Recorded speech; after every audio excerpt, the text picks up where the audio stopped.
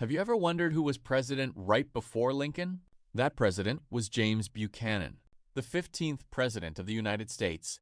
Buchanan was born April 23, 1791, in Pennsylvania. He grew up in a good family and later graduated from Dickinson College. Buchanan studied law and was a skilled debater.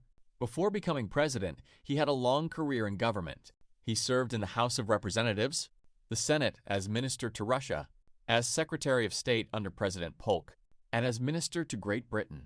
In 1856, Buchanan became the Democratic nominee for president. One reason he seemed like a strong choice was he had been serving overseas during some of the major conflicts over slavery in the U.S. Buchanan became president in 1857 when the country was already deeply divided over slavery.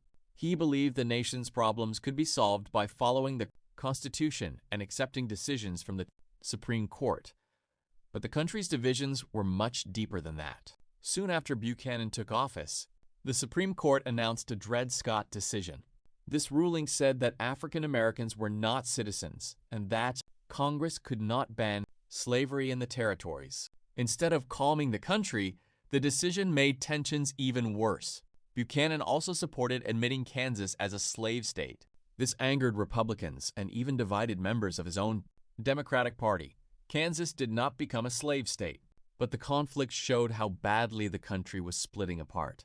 During Buchanan's presidency, the federal government became stuck in political conflict. Then, in 1859, abolitionist John Brown led a raid on the federal arsenal at Harper's Ferry.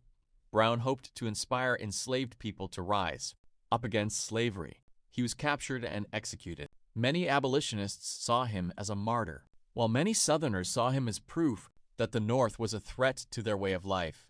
By 1860, the Democratic Party had split into Northern and Southern groups. This helped Republican candidate Abraham Lincoln win the election. After Lincoln's victory, several Southern states began to secede or leave the Union.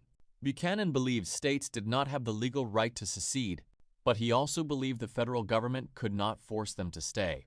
His hesitation made many people criticize him for failing to stop the crisis.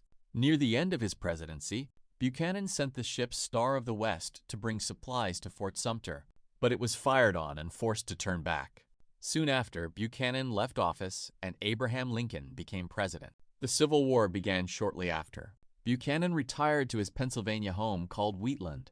He later wrote a book. He died on June 1, 1868. Today, Buchanan is remembered as a president who served during one of the most dangerous times in American history. His leadership failed to stop the nation from falling apart. Don't forget to like and subscribe for more presidential history.